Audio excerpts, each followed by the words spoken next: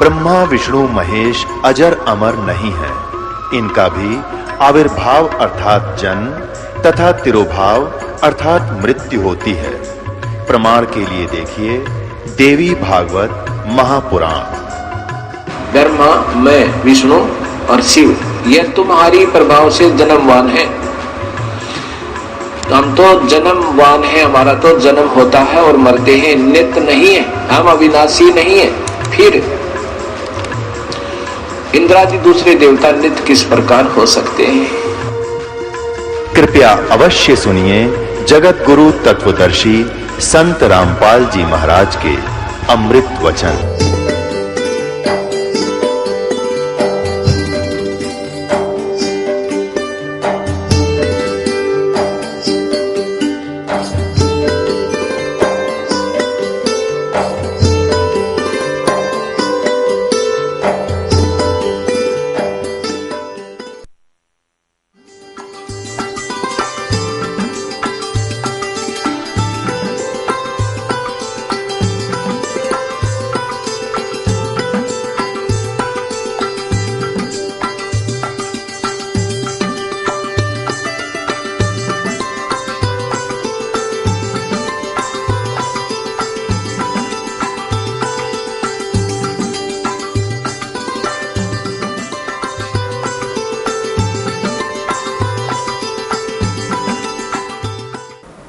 उसकी पत्नी ने पूछा कि आप क्यों रो रहे हो, लेकिन वो बोल नहीं सके क्योंकि जब मन भर आता है आवाज निकलती नहीं, तो सच्चे दिल के अंदर जब रोना आता है। अब आमनी देवी उनकी धर्मपत्नी ने पूछा, जी कैसे जल्दी आ गया? आप तो आपने तो बहुत समय लगाना था, 2 ढाई 3 महीने का टूर प्रोग्राम था आपका। वो बोल नहीं रहा, अंदर जाके अपने कमरे में मकान में ऐसे मुंदे मुंह गिर गया और ऐसे रोया जैसे बच्चों की माँ बाप दोनों मर जाते हैं, बुरी तरह तरफ कर रोते हैं। आमनी ने सोचा, अपने मन में विचार किया कि हो सकता है मैं कंजूस हूं थोड़ी सी, ये दान धर्म घना करा करता है और मैं इसको टोका टाकी कर देती थी कि हिसाब का धर्म हुआ करता है, अब ज्यादा मत लुटाओ खजाना, बच्चे भी पालने हैं। तो हो सकता है इसका किसी ने रास्ते में धन चोरी कर लिया हो, यात्रा खर्च ना रहा हो, इसलिए वापस आ गया हो, और ये रो रहा हो इसलिए कि अब आमनी फिर इसका माथा ठनकेगा, आमनी का पैसे मांगूंगा तो वो कह रही है, जी कोई बात ना, किसी ने आपके धन चोरी कर लिया, कोई बात नहीं, आप और ले जाइए कि परमात्मा ने तुम्हारे कमी छोड़ रखी है, बहुत धन है आपके, ले जाना, मैं कुछ नहीं कहूंगी। तो वो अपने हिसाब से सोच रही है कि शायद इसलिए रो रहा है। काफी देर रोने के बाद जब हल्का दिल हो लिया और वहीं से रोने लगा था, तब धर्मदास ने कहा, आमनी मेरा धन अगर निकल जाता, चोरी हो जाता, मैं नहीं रोता और ले जाता तेरे को समझा बुझा के, लेकिन आज मेरा वो धन गुम हो गया, चोरी हो गया, शायद मुझे मिला नहीं, और वो नहीं मिलेगा तो मैं जीऊंगा नहीं, संसार में रह नहीं सकता। तूने सारी कहानी बताई, सारा कुछ बताया, जो परमात्मा ने सृष्टि रचना सुनाई थी धर्मदास को। धर्मदास जी ने अपनी पत्नी को टू दी वर्ड सुना दी, वर्ड टू वर्ड सुनाई, सारी कथा बताई, नो घटना घटी। ऐसे महापुरुष मैंने हाथ लगा के देखा, उनके शरीर कति तो रुई जैसा था। आमनी कहने लगी, आप व्यापारी होकर के, आप लाला होकर के, सेठ होकर के सौदा चूक गए, रामकृष्ण से कौन सी अपनी रिश्तेदारी थी? इनका ज्ञान सुना था तो ये अच्छे लग रहे थे, इनसे श्रेष्ठ ज्ञान सुना, आपने सौदा क्यों नहीं करा, चरण क्यों नहीं पकड़ दिया, आपने वाद विवाद नहीं करना चाहिए था। धर्मदास कह रहा कि इसीलिए तो रो रहा हूं, मेरी बुद्धि में पत्थर पड़ गए और इसलिए रो रहा हूं। मैं जिंदगी में पहली बार सौदा चुका हूं, जो घाटे का सौदा करके मैं घर आया हूं। दुर्भाग्य आ गया मेरा, उल्टे दिन लग गए मेरे, बहुत रो रहा है, 6 महीने हो गए रोते रोते। बाहर बैठ जा गली में, कोई काम नहीं, अयूं देखे महात्मा वो फिर आ जा, बहुत दूर तक जंगल में देखने जाता है। एक समय पता लग गया कोई साधु संत गांव से बाहर जंगल में बैठा है, बड़ा विद्वान पुरुष है। कुछ आशा की किरण उगी, जाके दर्शन किए, दर्शन से नहीं पहचान हो सकती, साधु वेशभूषा बदल लेता है वो। प्रसन्न ज्ञान से पता चलता है उसने प्रश्न किया। अब धर्मदास जी ने प्रश्न किया कि महात्मा जी ये ब्रह्मा विष्णु महेश के माता पिता कौन है, इनकी क्या जन्म मृत्यु होती है? तो वो महात्मा कहता है ये तो अजरो अमर है बच्चा, अपने किसी ने बहका दिया, ये सर्वेश्वर है, इनके कोई माता पिता नहीं, अजन्मा है, ऐसे है। उठ के चल पड़ा कि नहीं रॉन्ग नंबर है, तो इसको कुछ नहीं पता, ये तो खाकी आदमी है, वो नहीं है जिसकी मुझे तलाश है। उस ज्ञान से पता लगा। फिर रो बुरी तरह फैसला कर लिया भगवान या तो मिल जा ना मरूंगा। तब उसकी पत्नी ने कहा कि ऐसे नहीं मरते, मरने से कौन सा मोक्ष हो जाएगा, आप बताओ ना। वो कुछ तो उन्होंने बोला होगा वार्ता में, तो परमात्मा ने प्रेरणा की, धर्मदास में प्रेरणा की। अको हो वो ये कह रहे थे कि जहां भी धार्मिक अनुष्ठान होते हैं, भंडारे होते हैं, साधु संत भक्त इकट्ठे होते हैं, वहां मैं पहुंच जाता हूं अपना ज्ञान सुनाने के लिए। तो आमनी बोली जी भंडारा ही कर दो फिर। उसने एक दिन का कहा था, आमनी ने, धर्मदास जी ने 3 दिन का रख दिया कि पता लगते लगते देर हो जाती है, तीसरे दिन तावेंगे। तो 3 दिन का भंडारा कर दिया, साधु संत भक्त आमंत्रित कर दिए, दूर दूर देश से आने लगे। तीसरा दिन चला गया, सभी साधु भक्त संत आहार करके जाते रहे। तीसरा दिन आफ्टरनून हो गया। अब धर्मदास ने फाइनल कर लिया, आज परमात्मा नहीं आए, यदि आज परमात्मा नहीं आए, फाइनल कर लिया कि फांसी खाकर मरूंगा आज, हृदय से कति फाइनल कर लिया। वो तो अंतर्यामी है, आज पक्का काम बिगाड़ेगा यू। उसी समय परमात्मा आगे और वहां से 50 गज की दूरी पर, 100-125 फुट की दूरी पर, 50-60 की दूरी पर एक कदम का पेड़ था। उस कदम के पेड़ के नीचे परमात्मा उसी रूप, जिंदा वाले रूप में वेशभूषा में बैठ गए। अब धर्मदास जी खाना उधर खिला रहा है भंडारे वालों को और देख रहा है इधर उधर, उनमें कोई था ही नहीं। वो ऐसे देखा सामने एक वृक्ष के नीचे वही जन देखा बदन शरीरम, बैठे वृक्ष कदम के तीरम। वही जिंदा महात्मा का शरीर और एक कदम के पेड़ के नीचे बैठे हैं। भाग्या गया दौड़ के, शरणों में पड़ गया, बुरी तरह रोए, नो गले के लिपट गए। ए भगवान इनका ना छोड़ के जाना अपने दास को, अब के ना छोड़ना भगवान, जो कहोगे मैं सारी मानूंगा। तो परमात्मा बोले ठीक है, मैं इसलिए आया हूं कि तेरे को ज्ञान समझाऊंगा, ऐसे कर इन सबको फारिग कर दे जितने भी नकली बैठे हैं संत साधु। वो परमात्मा ने इसलिए कहा कि अगर मैं इनके सामने चर्चा करूंगा, मैं एक बताने वाला, ये 10 भरमाने वाले जो कहे झूठ बोल रहे, ये कहां से लिया ज्ञान फलाना, तो इस आत्मा को ये समझण नहीं देंगे। इसलिए उनको सबको फारिग करा। और धर्मदास अपने परमात्मा को लेकर घर में प्रवेश किया, अपनी पत्नी से कहा कि आजा, मिल गया भगवान मुझे, ये है मेरा धन जो खो गया था, आज मिल गया।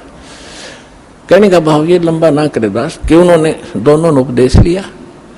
आमनी ने कहा भगवान आपने, ये आपका भगत बहुत नरम आत्मा का था, यदि मैं इसको सांत्वना ना देती तो ये पहले मर जाता, इतना दुख नहीं देना था अपने बच्चे को, ये तो मर जाता। तब परमात्मा ने कहा कि बेटा इसको मैंने लोहे जैसा ताव दिया, जैसे लोहा गर्म कर दिया जाता है तो लोहार उसका दुश्मन नहीं होता, या सुनार सोने को गर्म करता है, इसलिए कि जो चाहो आभूषण बनाऊंगा। और ये पहले काल का एजेंट बन रहा था, मेरी एक नहीं सुना था, सारी बात सच्ची मान लेता और फिर मुकर जाता था। तो बेटा अब इसका लोहा गर्म कराया हमने 6 महीने तक इसको तड़फा के, अब मैं जो कहूंगा ये सारी स्वीकार करेगा, इसलिए ये ताव दिया था, अब ये सारी बात सुनेगा। मैं साथ था इसका, मरने थोड़ा देना था इसको। तो फिर दोनों ने उपदेश लिया। फिर क्या हुआ, धर्मदास ने रट लगा दी, भगवान मुझे वो लोग दिखा दो, वो लोग दिखा दो। परमात्मा बोले अरे मैं जो कह रहा हूँ वह मान ले, देख लेगा जब भी वही बात है, मुझे विश्वास कर, मैं झूठ नहीं बोल रहा, कि नहीं वो स्थान दिखा दो, वो भगवान कैसा है। परमात्मा ने खुद कह भी दिया कि मैं परमात्मा हूं, मैं सारी सृष्टि का रचनहार हूं, लेकिन ना जची। तो परमात्मा ने कहा ठीक है दिखाऊंगा, कभी समय आने दे। एक दिन परमात्मा आए और उनको लेकर के सतलोक गए, शरीर वहीं रहा।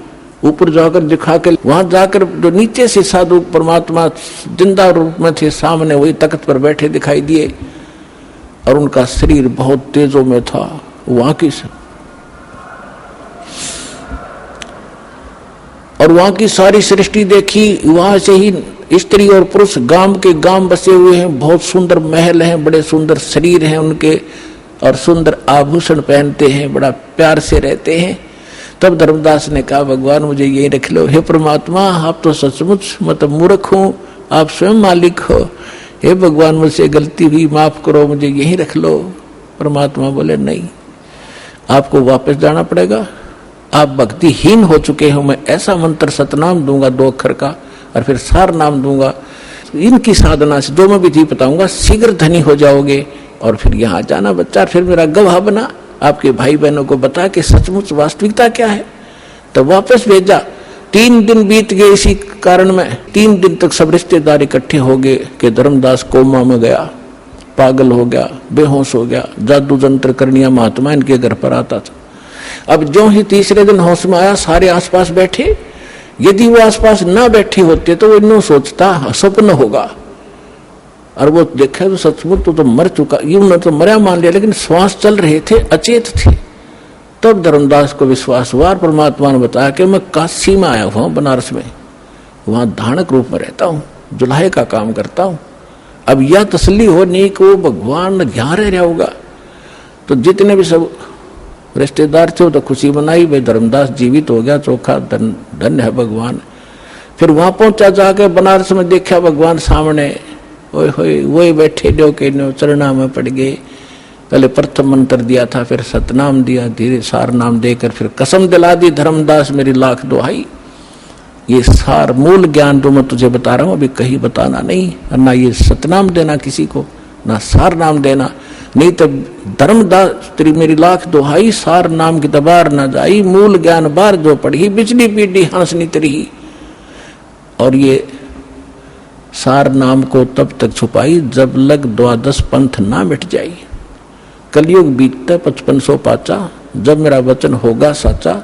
चौथा युग जब कलयुग आई तब हम अपना अंश पठाई और फिर हम पूरे विश्व को पार करेंगे। धर्मदास ये छुपा के रखना। तो वो समय आ गया है बच्चों। अब आपको कुछ भक्तों के अनुभव सुनाएंगे। पुण्यात्माओं इस अमर कथा में अरुचि ना करना है।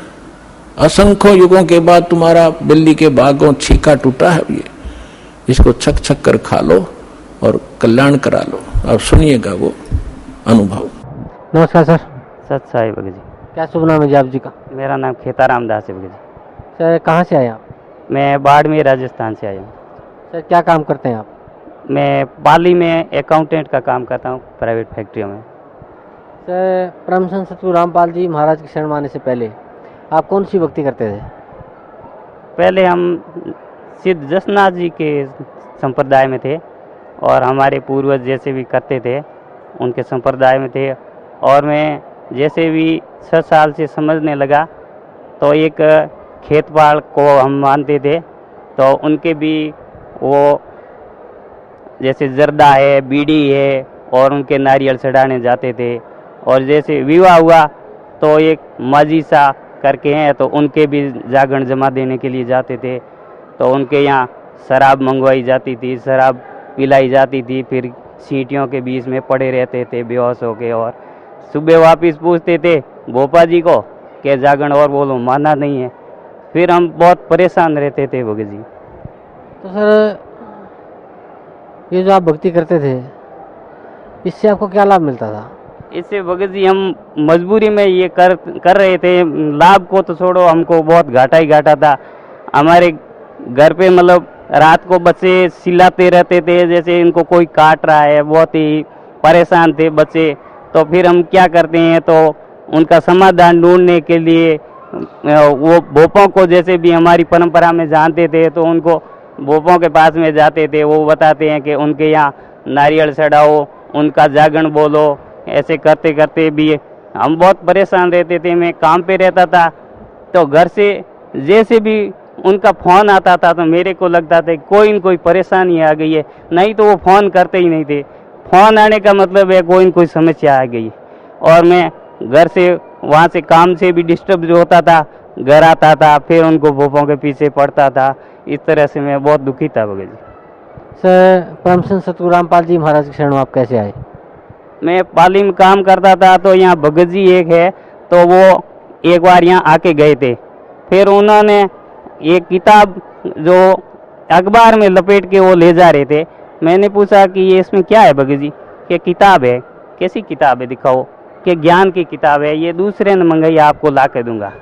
और मेरे को परमात्मा की दया से ये ज्ञान की किताबें मैं शुरू से ही पढ़ता था भगत जी। उसके अंदर मेरे को ये मालिक की दया है कि उस जो भी ज्ञान की किताब मिल जाती थी, जैसे जसनाथ संप्रदाय में है तो उनके यहाँ भी जो भी किताबें मिलती थी 400-500 की जो भी वो किताबें मिलती थी, वो मेरे एक बक्सा भरा पड़ा था। मेरा पूरी जो भी किताबें वो पढ़ता ही रहता था।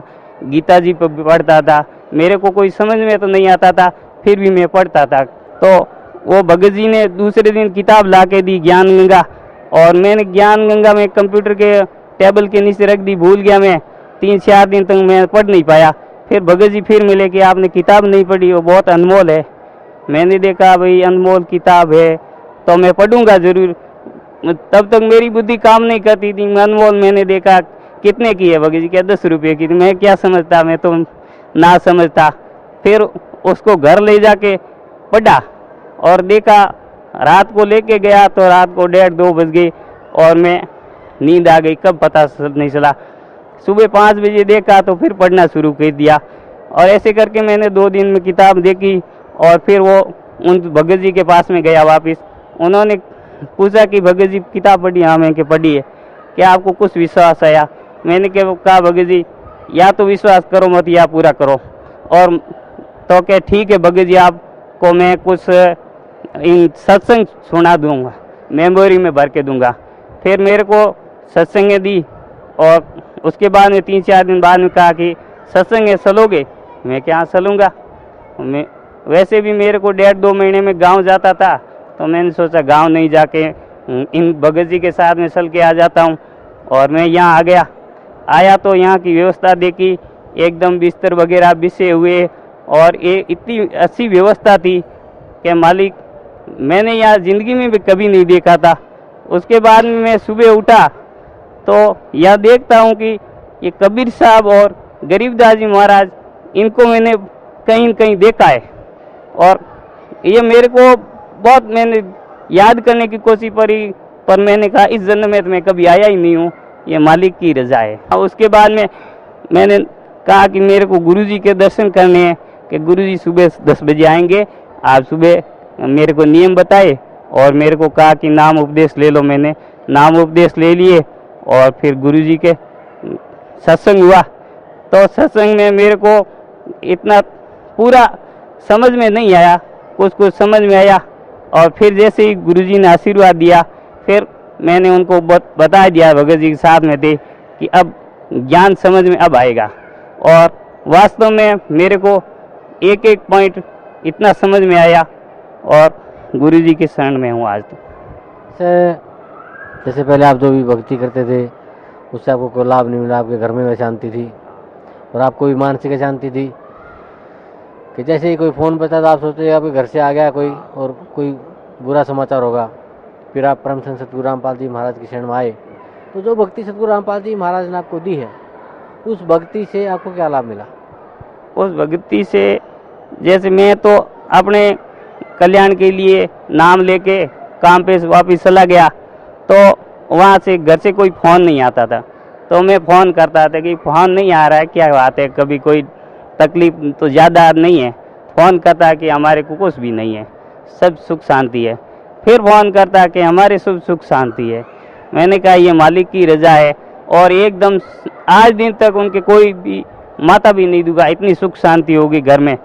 और मालिक की दया से मैं वापस यहाँ 3 दिन सत्संग सुना, और 2 दिन आने जाने में लगे, और 5वें दिन वापस गया तो वहाँ मुनीम जी है, उन्होंने कहा कि भाई आपकी तबीयत कैसी है?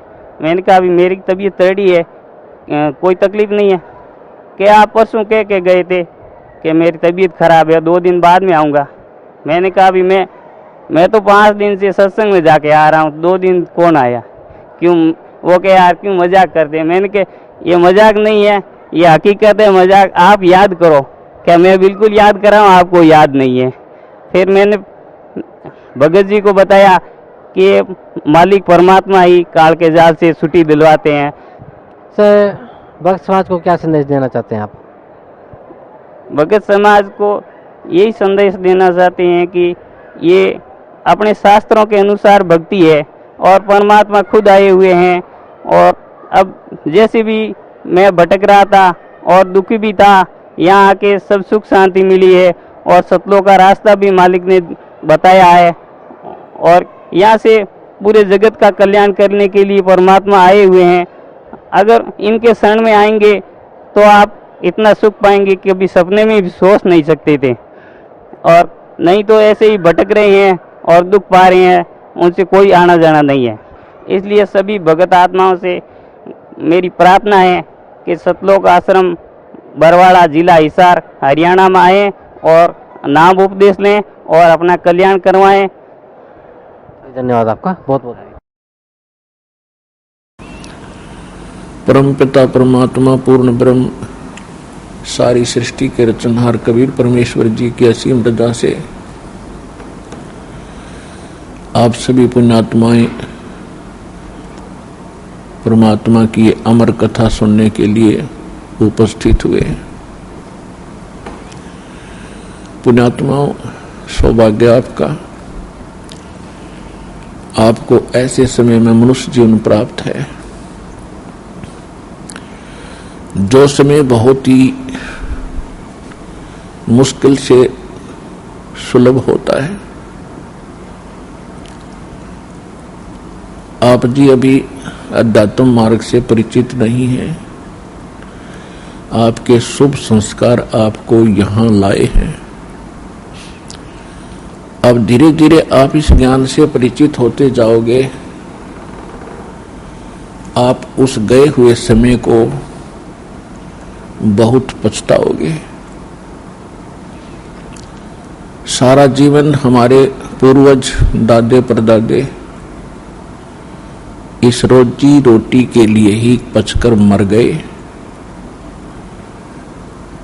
अंत में सभी कुल के कुल नाश हो गए और आज वो ना जाने किस प्राणी के शरीर में आज वो कष्ट उठा रहे होंगे।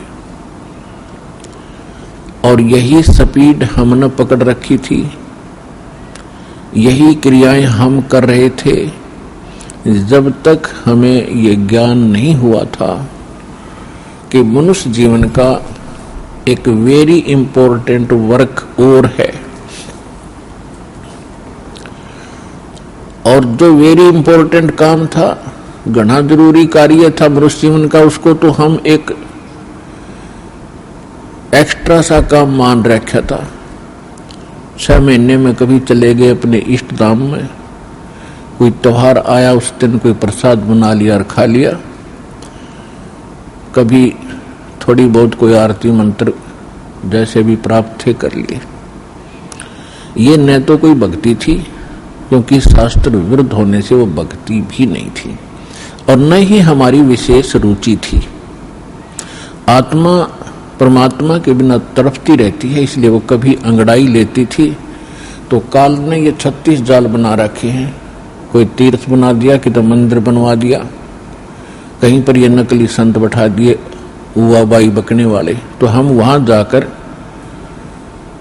अपनी आत्मा को संतोष दिलाते थे कि हमने मत्था टेक लिया, 5:15 का प्रसाद बांट दिया और नाम ले लिया गुरुजी से, हमारा कल्याण हो ही जाएगा। ऐसा नहीं था। ये सब काल की भूल भुलैया और हमारे अध्यात्म अज्ञान का ही परिणाम था। तो यहां आने से आपको सबसे पहले अध्यात्म ज्ञान से परिचित कराया जाता है। इसके साथ साथ आप पर आने वाले सभी संकटों का भी निवारण परमात्मा करेगा, क्योंकि आप उसके बच्चे हो। आप उसके बेटा बेटी हो। यदि पिताजी समर्थ है, सक्षम है, और बेटा या बेटी किसी कारण से भी गलती कर देते हैं, उनको कोई हानि हो रही है, तो अक्षति पूर्ति पिता तुरंत कर देता है। यदि वो पुत्र और पुत्री भविष्य में माता पिता के अनुकूल चलना का वायदा करें। इसी प्रकार हम बिगड़ गए हैं, अपने परमात्मा पिता से विमुख हो गए थे, और इस काल के जाल में फंस के हम अनेकों कष्ट उठा रहे हैं। जिसमें हम परमात्मा के पुनः समर्पित हो जाएंगे, वो हमें फिर सभी सुख देगा, उस पिता की तरह जो अपनी संतान को देता ही है। तो आपके ऊपर एक विशेष रहम किया है दाता ने, ऐसे समय में मानुष जीवन दिया, और फिर पिछले शुभ संस्कार आपके यहाँ प्रेरित करके लाए हैं। यहाँ पर कोई भी पुण्यात्मा भले ही कोई किसी रोग के कारण आया है, कोई अन्य संकट निवारण के लिए ही यहाँ पहुंचा है, उसके लिए वो दुख, वो कष्ट, वो संकट एक वरदान सिद्ध होगा यदि वो इस मार्ग पर ढंग से समझकर टिका रहा तो। क्योंकि कोई भी ऐसी वस्तु नहीं होती जो तुरंत कर दी जावे। एक संकट आपका आशीर्वाद से निवारण कर भी दिया और आप संतुष्ट हो गए और चले गए, फिर आए नहीं, वो तो एक का दुख दूर हुआ। आपके जीवन में ना जाने कितने संकट और आने शेष हैं, और यहां आते रहोगे तो उन सभी का निवारण सहज में होता रहेगा। आपको पता भी नहीं चलेगा कि कोई आपत्ति हमारे पर आनी थी, उसको परमात्मा पहले ही दूर कर देगा। किनके संकट दूर करेगा? जो परमात्मा पर समर्पित हो जाएंगे। समर्पित हमने कैसे होना है? जैसे पति भरता स्त्री अपने पति के अतिरिक्त किसी अन्य पुरुष में कभी भी पति वाला भाव नहीं करती, तो उसका पति उससे विशेष प्रेम करता है, विशेष उसका ध्यान रखता है। तो हम अपने पति से, अपने मालिक से, अपने स्वामी पूर्ण परमात्मा कबीर देव से हम दूर हो चुके हैं। हमने यहां आकर के 36 खसम कर लिए। कैसे कर लिए? कभी हम शिव की पूजा करते हैं, उसको मालिक मान बैठते हैं, कभी हम गणेश को मालिक मान बैठते हैं, कभी हम विष्णु जी को, कभी हम अन्य देवी देवताओं या गांव के किसी भैरव भूत बेतालों को। और ये ऐसे सक्षम नहीं हैं जो हमें कुछ सुख दे सके। ये ना हमें दुख दे सकते, ना ये हमें सुख दे सकते, क्योंकि ये केवल हमें किया कर्म ही देते हैं। और पूर्ण परमात्मा सत्य पुरुष कबीर देव, कबीर साहिब, ये हमारे सभी संकटों का निवारण करते हैं। ये सक्षम है। हमारे जीवन में आने वाले यानी प्रारब्ध में, किस्मत में किसी भी प्रकार का कोई संकट है, उसका ये निवारण सहज में कर देते हैं। ये कब करते हैं? जब हमारी आस्था 100% कबीर परमेश्वर में हो जाएगी और अन्य किसी भी देव से हम कोई भी वस्तु की डिमांड स्वप्न में भी नहीं करेंगे। किसी भी प्रकार का कोई संकट है तो अपने परमात्मा कबीर जी से ही हम अर्जी लगाएंगे हृदय से। कुछ समय के बाद आपका स्वभाव बन जाएगा इस ज्ञान और समाधान और इस भक्ति के कारण कि आप पर कुछ भी आपत्ति आवेगी, आप केवल हे बंदी छोड़, हे परमपिता परमात्मा कबीर साहिब, आपके मुख से यही निकलेगा। तो उस समय परमात्मा आपके साथ हो लिया। फिर उस आत्मा के जीवन सफर में कोई भी संकट, सफर के अंदर कांटे होते हैं रास्ते में, तो हमारे जीवन सफर में कोई भी कर्म पाप कर्म रूपी कांटा होगा तो वो परमात्मा ऐसे बुहार देगा जैसे पति भरता जमी पर जो जो धर है पाँव, समर्थ झाड़ू देते है ना काटा लग जावे। उस समर्थ को भूल कर हम परमात्मा से दूर होकर संसारिक लोगों से, संसारिक इन अधिकारियों से और इस तीन लोक के भगवान देवों से हम इनसे अपना संकट निवारण की इच्छा करते रहे। ये हमारी अध्यात्म ज्ञान की जो है कमी थी, त्रुटि थी। और जब हम परमात्मा से ही सब कुछ डिमांड करेंगे, इनके ऊपर समर्पित हो जाएंगे, तो परमात्मा कहते हैं जिस समय आप गर्भ के अंदर थे उस समय आपके साथ कौन था? ना माँ थी, ना पिता था, ना कोई अन्य सगा संबंधी था। अकेले आप और परमात्मा, बीच में कोई नहीं था।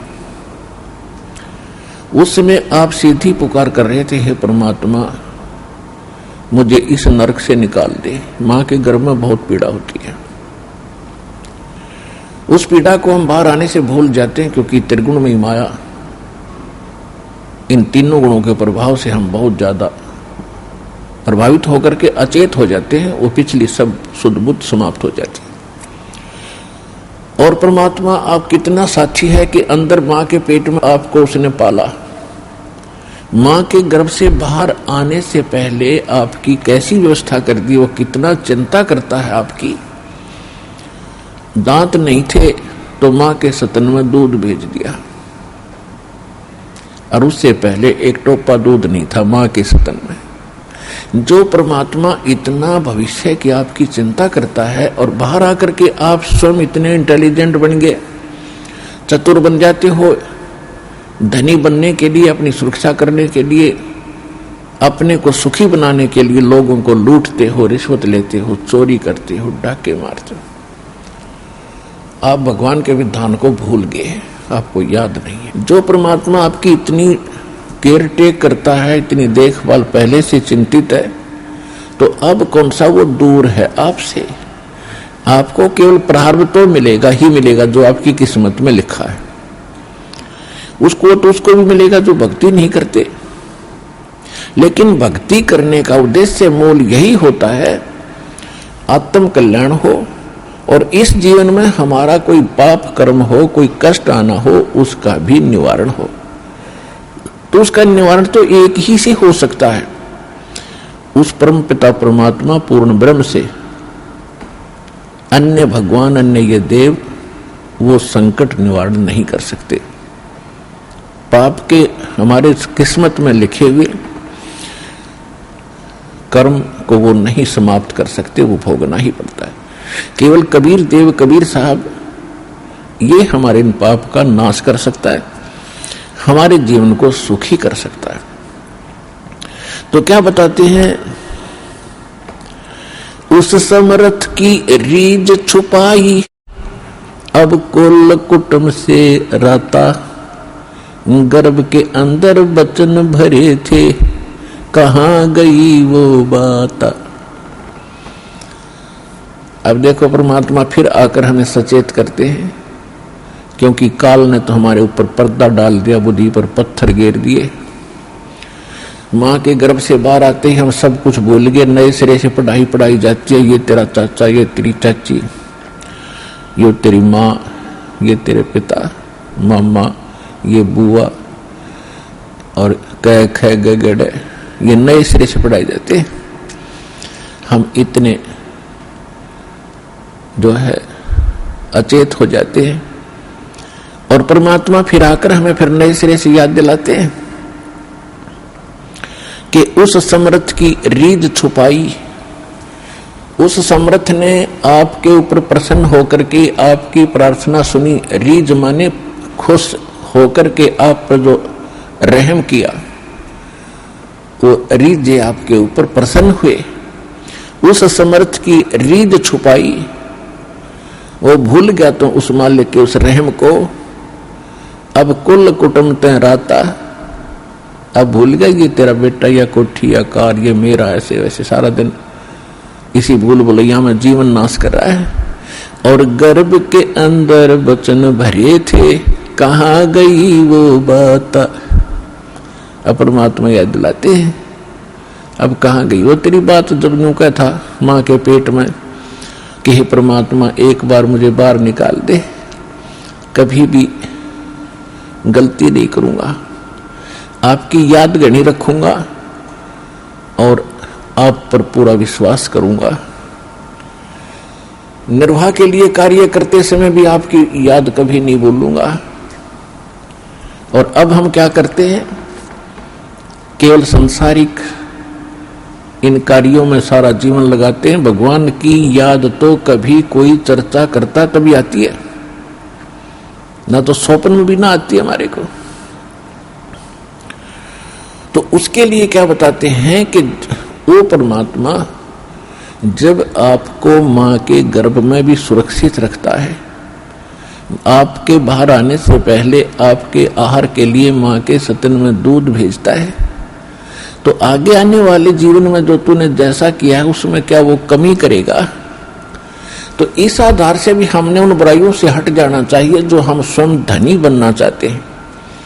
चोर मिलावट करके, झूठ बोल के, चोरी करके हम इस तरह जो धनी बनना चाहते हैं, रिश्वत लेके, तो ये हमारी भूल है। ये पैसा ऐसे एकत्रित किया हुआ आपके पास नहीं रहेगा। परमात्मा आप पर रहम करेगा और उसकी भक्ति सत्य करोगे तो जो प्रारब्ध है वो तो आपका मिलेगा मिलेगा, लेकिन उस प्रारब्ध के अंदर जो कांटे हैं कर्म के वो नहीं दुख देंगे। और फिर प्रारब्ध से अधिक भी देगा, क्योंकि परमात्मा के पास वो समर्थ है, वो उनके पास एक वीटो पावर है, वो केवल कबीर साहब के पास है। जैसी आपकी श्रद्धा और लगन देखेगा, विश्वास और दृढ़ता देखेंगे, तो आपको किस्मत से अधिक भी देंगे, अच्छा भी देंगे, और आपके पाप रूपी कर्मों के कांटों को भी वो पहले ही निकाल देंगे। आप तक तो आने भी नहीं देंगे। वो जब आप पर समर्पित हो जाओगे उनके ऊपर कैसे समर्पित होंगे, और फिर वो कैसे करेगा। जो पति भरता पति से राती, आन पुरुष नहीं भावे, बस पी हर में सुरत प्रीतम में, ऐसे ध्यान लगावे। कि जैसे पति भरता अपने पति से ही लीन रहती है, आन पुरुष अन्य पुरुष नहीं भावे, उसके मन में स्वप्न में भी नहीं आता अन्य पुरुष के प्रति कोई भी कुविचार। और यदि वो लड़की अपने माँ के चली जाती है तो भी अपने पति की शुद्ध, वो मुख से नहीं बोलती लेकिन अंदर से वो नहीं भूल पाती। ऐसे ही आप उस परम पिता पर आश्रित हो जाओगे। कहीं पर भी आप काम कर रहे होगे, किसी भी फील्ड में, चाहे दुकान, मजदूरी, किसानी या नौकरी, तो आप उसी लड़की की तरह उस पर अपने पति यानी कबीर भगवान को, परमात्मा को, उस मंत्रों को, उसके रहम को आप कभी भूल नहीं पाओगे। तो उस समय आपका नाता उस परम पिता से जुड़ चुका है। यदि आप पल पल पर भूल जाते हो, याद नहीं रहती है भगवान की मेहर, तो अभी आपकी समर्पण भाव में कोई कमी है, जिस कारण से भगवान ने आपको दृढ़ता से नहीं पकड़ा है। तो जब आपको परमात्मा दृढ़ता से कैच कर लेगा, आपकी सच्चा समर्पित भाव देख लेंगे, वो तो अंतर्यामी है। तो उस समय कहा है कि जैसे पति भरता जमीन पर, और जो जो धर है पांव, जितने कदम रखती है, समर्थ झाड़ू देत है, ना कांटा लग जाए। इतना दयालु है ये कबीर भगवान। आपके जीवन रूपी सफर में आपके कदम रखने से पहले आपके वो पाप रूपी कांटों को बुहार देगा, झाड़ू दे देगा आपके रास्ते में, कि कहीं मेरी प्यारी आत्मा को वो कांटा ना लग जाए। अब दास देख रहा है जिसने आज 20-20 वर्ष हो गए नाम लिए, ने 10-10 वर्ष हो गए, 15-15 वर्ष हो गए, 5-5 वर्ष हो गए, 6-6 वर्ष हो गए, अब वो कितना सुखी जीवन जी रहे हैं और उनके घरों के पास में दूसरे रिश्तेदारों में, अपने घरों में दूसरे चाचे ताऊओं में के कर टूट रहे हैं और कितने कितने दुखों का वो सामना कर रहे हैं। तो वो इन पर भी आने थे, आज उनको पता भी नहीं कि हमारे ऊपर कोई कष्ट आना था, क्यों आया ही नहीं। तो पुण्यात्माओं, आज उन भक्तों से पूछकर देखना आप, क्योंकि आपको यहाँ इकट्ठा इसलिए किया जाता है, आपसे पहले लगे हुए बच्चे भाई बहन आपके भी यहाँ आते हैं और वो आपको अपना अनुभव सुनाते हैं कि हम ऐसे दुखी थे और जिस दिन से दीक्षा ली है, मालिक की शरण ग्रहण की है, हम पर कोई संकट नहीं आया। आपको दृढ़ता मिलती है, आपको विश्वास होता है और वो सत्य होती है। जब एक आम आदमी जिसको आप जानते नहीं, वो आपको जानता नहीं, बता रहा तो सच्चाई होती है। तो इसलिए फिर आप और डगमग होने से बच जाते हो। इसलिए आप जी को यहां बुलाया जाता है। और जो प्रसंग चल रहा है कि परमात्मा ने जो आपको, जब आप भगवान से जुड़ जाते हो तो आपको परमात्मा अपने कोटे से लाभ देना शुरू करेगा और फिर आपको ऐसी विधि साधनाएं, शास्त्र अनुकूल भक्ति विधि बताई जाती है जो आपने फिर अपने पैरों पर खड़ा होना पड़ेगा। जैसे सरकार क्या करती है कि किसी व्यक्ति को रोजगार प्राप्त नहीं है, उसको लोन देती है और उसमें कुछ सब्सिडी भी देती है कि भी 80% सब्सिडी है। 1 लाख रुपया दे दिया, अपना गुजारा कर और धंधा शुरू कर दे और फिर आप केवल 20,000 ही वापस लौटा देना, 80 माफ कर दिए। तो कितना सहयोग मिल गया उसको। लेकिन उसने अपना तन मन धन से फिर भविष्य में अपने पैरों पर खड़ा होना पड़ेगा, बार बार सब्सिडी मिलेगी नहीं। इसी प्रकार यहां आने वाले को परमात्मा अपने कोटे से राहत देनी शुरू करता है और फिर विधि बताता कि ये कमाई कर और अपने पैरों पर खड़ा हो जाए, भाग्य भक्ति तू कर, ऐसे दान धर्म कर, फिर तेरे को तेरा गुजारा यानी तेरी भक्ति कमाई बढ़िया हो जाएगी, तेरा अच्छा काम चलेगा, तभी सफलता होगी। क्योंकि आपके भाग्य में सुख नहीं था, संकट थे, इसलिए तो आप पर कहर टूटे, दुख हुए। अब यहां आओगे आपको सुख मिलेगा, गारंटेड मिलेगा, आपकी आयु भी बढ़ाई जाएगी। परमात्मा कबीर साहब सक्षम है। लेकिन आप हृदय से चाहोगे, ऊपरले मन से आओगे तो उतना ही लाभ मिलेगा। आप हृदय से चाहोगे और समर्पित हो जाओगे परमात्मा से अतिरिक्त, इस कबीर साहब से अतिरिक्त कोई और इष्ट में आप स्वप्न में भी ध्यान नहीं लगाओगे, तब ये परमात्मा आपका हाथ पकड़ेगा। और समर्थ जब हाथ पकड़ लेता वो छोड़ता नहीं।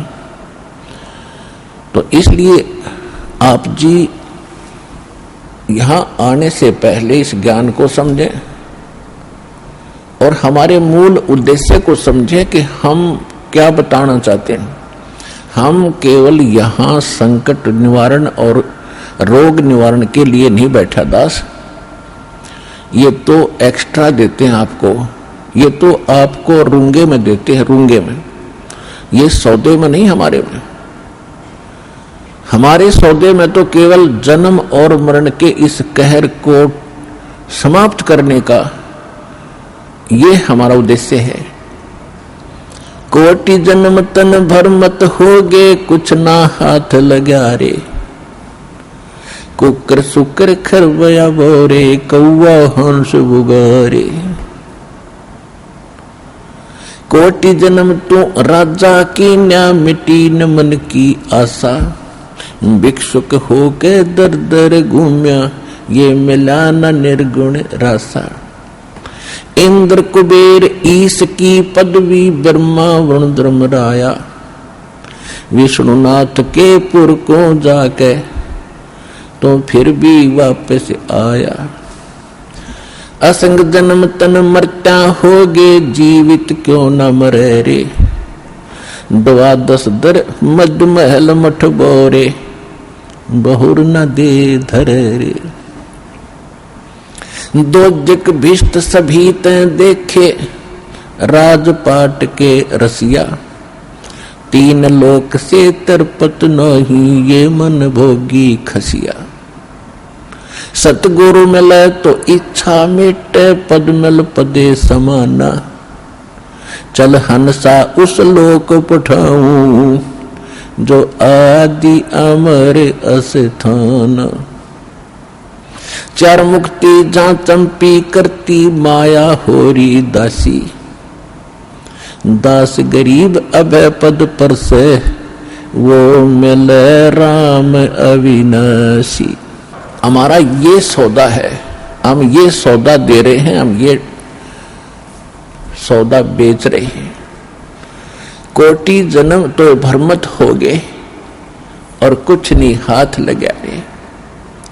एक करोड़पति व्यक्ति अपने हेलीकॉप्टर से आ रहा था, दुर्घटनाग्रस्त हो गया। उससे हेलीकॉप्टर से 1 मिनट में मृत्यु होगी, क्योंकि शास्त्र अनुकूल विधि साधना उनके पास थी नहीं। पिछला पुण्य समाप्त हुआ, संस्कार जीवन था वो समाप्त हुआ। वो जोड़ा जाड़ा धन यहां छोड़ के चला गया, भाई पल्ला जाड़ के। और अब क्या बनेगा? फिर पीछे तू पशुआ की जय, गद्दा बैल बनाई। ये 56 भोग कहाँ मन भोरे, की तकुरडी चरने जाई। पुण्यात्माओं, कलेजा फट जाए मानस का जब थोड़ी सी होश हो तो। और शोधी आवेगी, ज्ञान आएगा, अकल आवेगी इस ज्ञान के सुनते। और ये ज्ञान सतगुरु दे सकता, पृथ्वी पर कोई दे नहीं सकता। और सतगुरु वर्तमान में इस दास के अतिरिक्त 21 ब्रह्मांड में नहीं है।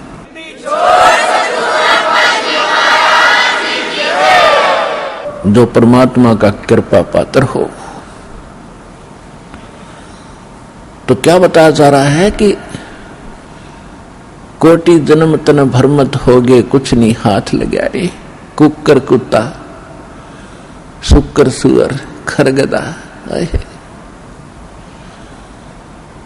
और कौवा हंस बुगारे, ना जाने कितने पशु पक्षियों के शरीर आपने धारण किए, कितने कष्ट उठाए। राजा भी बना, देवता भी बना। आप जी को दास ने बहुत बार दिखाया है।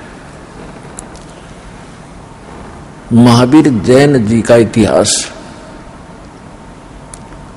वो 60 करोड़ बार गधा और 30 करोड़ बार कुत्ता, ओए होए, और ना जाने घोड़े बिल्ली नपुंसक करोड़ों बार बना। और कुछ बार राजा भी बना, 80 लाख बार देवता भी बना। 80 लाख बार 80 लाख बार देवता बना और 60 करोड़ बार गधा बन गया। गधा ते कब बना बतेरा, सारी अकड़ निकल जा जीव की। तो खाक देवता बना, फिर गधा बन के खड़ा हुआ। What is this? ये काल की भूल भुलैया, मूर्ख बना रखे अपने को। यहां मेहनत करो, मजदूरी करो, साधना करो, और ऊपर काल के होटल में उसका नाश करके, काल ने होटल खोल रखे ऊपर स्वर्ग इन सभी देवताओं ने। और आपके से ही टैक्स लेकर, आपसे एक्स्ट्रा चार्ज कर करके ये मनमान्य रेट लगाते हैं। वहां पर आपकी पूंजी से ही अपना गुजारा कर रहे हैं। यह सारा कंजूस देश है, कंजूस लोक है, यहाँ कोई भी सक्षम नहीं है। एक ही स्थान है जिसमें किसी चीज का अभाव नहीं है। वहां कोई टैक्स नहीं है, वहां कोई कष्ट नहीं है। ये 5 तत्वों से बना हुआ शरीर नहीं है। वो बिना नाड़ी का शरीर एक तत्व से बना हुआ है। उसमें वर्ग अवस्था नहीं है, उसमें मृत्यु नहीं है। वह सारे भरे भंडार हैं। अब जैसे आप यहाँ आते, सतलोक आश्रम बरवाला, जिला हिसार हरियाणा में, आप यहाँ सारा दिन देखते हो कैसे आपका टाइम जाता है। सत्संग होता है 2 समय, बाकी सत्संग होता है 4 घंटे 5 घंटे और बाकी 19 घंटे आप 6 घंटे सो भी लेते हो। बाकी समय कितना जाता है आपको पता भी नहीं चलता, कब रात हुई कब सुबह हुआ। कभी चर्चा करते हो अपने भाई बहनों से, कभी भगवान की चर्चा करते हो, कभी सिमरन करते हो, समय गया। और यहाँ बना बना सारा सामान आपको तैयार मिलता है, ना कोई टेंशन किसी प्रकार की। तो यहाँ तो शरीर 5 तत्वों का आपका इस करके पूर्ण शांति नहीं मिल पाती, क्योंकि एक तो आहार बिगड़ गया हमारा। आहार कैसे बिगड़ गया कि जितना भी आज अन्न बनता है इसके अंदर किस प्रकार के खाद डाले जाते हैं और फिर उनको खाकर हम शरीर में हमारे एक विशेष बेचैनी सी सबका बनी रहती है। और वहां ऐसा शरीर नहीं है, इतनी शांति परम शांति है वहां पर उस सतलोक के अंदर। तो वहां आपको सारी चीज बनी बनाई मिलेंगी, जो भी इच्छा करोगे जिस भी प्रकार की जो खाद्य पदार्थ वहां उपलब्ध है, आपको 1 सेकंड में वही उपलब्ध हो जाएंगी। फिर अपना वहां विकार है ही नहीं, राग नहीं, द्वेष नहीं, शरीर ऐसा नहीं जिसमें ये अपने आप ही कोई न कोई दुख बना रहता है, कोई टेंशन बन जाती है, कोई बीपी हाई कभी लो हो जाता है। वहां ऐसा नहीं है। तो हम जो सौदा यहां पर करते हैं वो ये है, जग सारा रोगिया रे जिन सतगुरु वैद न जान्या, जग सारा रोगिया रे। कौन सा रोग? भाई जन्म मरण का रोग लगा है या तृष्णा बडरी खासी। जन्म मरण का रोग लगा है, तृष्णा बडरी खासी। आवागमन की डोर गले में या पड़ी काल की फांसी, जग सारा रोगिया रे जिन सतगुरु वैद न जान्या, जग सारा रोगिया रे। भाई सच्चा सतगुरु कोई न पूजे, इन झूठों जगपतियासी। सच्चा सतगुरु कोई न पूजे, इन झूठों जगपतियासी। अंधे की बाँ गई अंधे ने, ये मार्ग कौन बतासी, जग सारा रोगिया रे जिन सतगुरु वैद न जान्या, जग सारा रोगिया रे। भाई देखा देखी गुरु शिष्य बन गे, किया न तत्व विचारा। देखा देखी गुरु शिष्य बन गे, किया न तत्व विचारा। गुरु शिष्य दोनों के सिर पे यू काल ठोके पंजारा, जग सारा रोगिया रे जिन सतगुरु वैद न जान्या, जग सारा रोगिया रे। जग सारा रोगिया रे जिन सतगुरु वैद न जान्या, जग सारा रोगिया रे।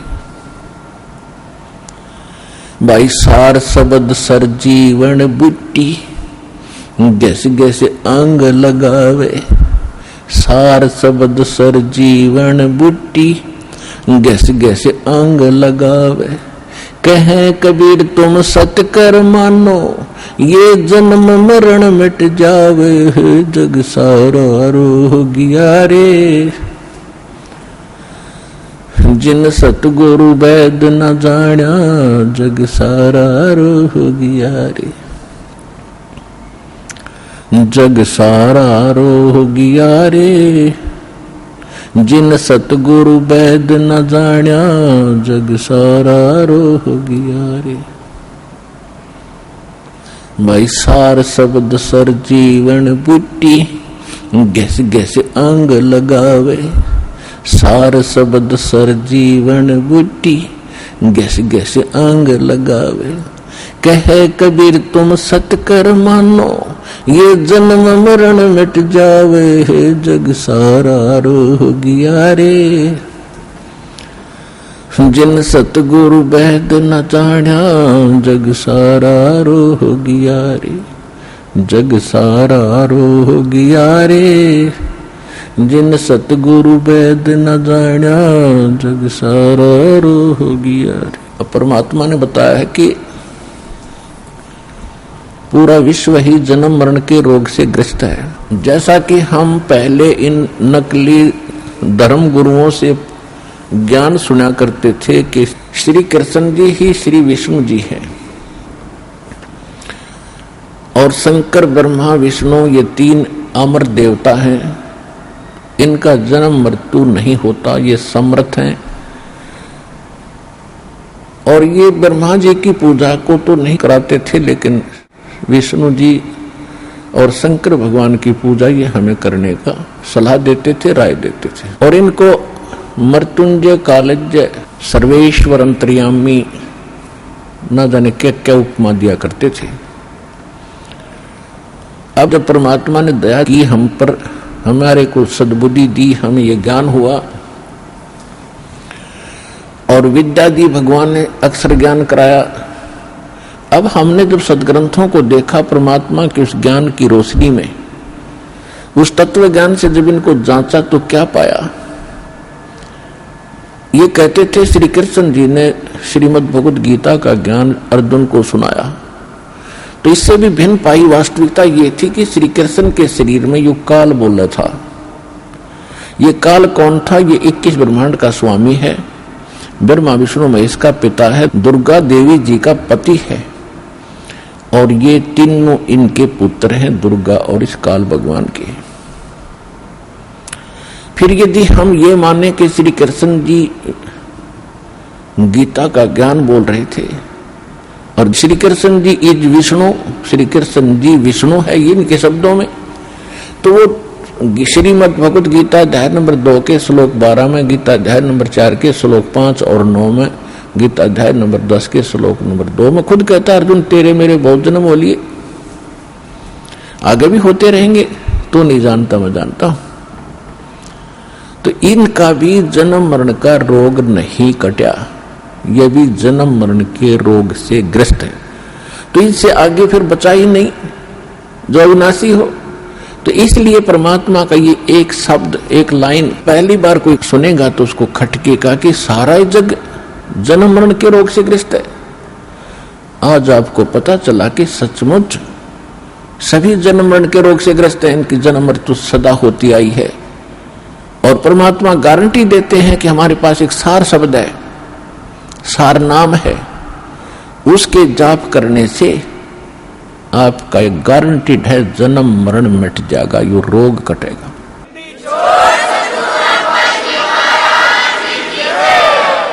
ये जड़ी, ये औषधि, ये सर्जीवन बूटी अभी तक प्राप्त नहीं थी, और जिन महापुरुषों को मालिक ने प्राप्त कराई उनसे वचनबद्ध कर दिया था कि अभी इसको नहीं बताना, नहीं तो काल के दूत भी यही ज्ञान और यही भक्ति बताएंगे, और इनके द्वारा दिए गए ये मंत्र, ये जड़ी काम करेगी नहीं, क्योंकि अधिकारी नहीं है। अधिकारी के बिना कोई भी कार्य सफल नहीं होता, ये आपको खूब पता है। तो परमात्मा कहते हैं कि धर्मदास मेरी लाख दुहाई, और ये सार नाम, सार शब्द कहीं बाहर ना जाए। सार शब्द बाहर जो पढ़ी, बिचली पीढ़ी हंस नी तरही। इस सार शब्द को तब तक छुपाई जब तक 12 पंथ मिट जाए। ये कलयुग बीते 5505, तब ये मेरा वचन होगा सच्चा। क्या कि चौथा युग जब कलयुग आई, तब हम अपना अंश पठाई, और काल फंद छूटे नर लोई, सकल सृष्टि परवानी कोई। ये वचन कहे थे भगवान ने। तो धर्मदास जी से परमात्मा कहते हैं ये जो मैं आज बोल रहा हूं कि मैंने काल से कहा था कि कलयुग में मैं अपना एक दास भेजूंगा, अपना वेरी इंपॉर्टेंट हंस भेजूंगा, अंश भेजूंगा, और सारी सृष्टि नाम लेगी, सबके ये काल के फंद टूटेंगे, और ये मेरा वचन कब सच्चा नजर आएगा? जब तक वो समय नहीं आएगा तब तक तो मेरी इस वाणी को कोई समझेगा नहीं, किसी का विश्वास नहीं होगा कि सारा एक का भक्ति करेगा, एक का भगवान की। तो परमात्मा ने निर्णय कर दिया था कलयुग बीतता 5500 पाचा, जब यो वचन मेरा होगा साचा।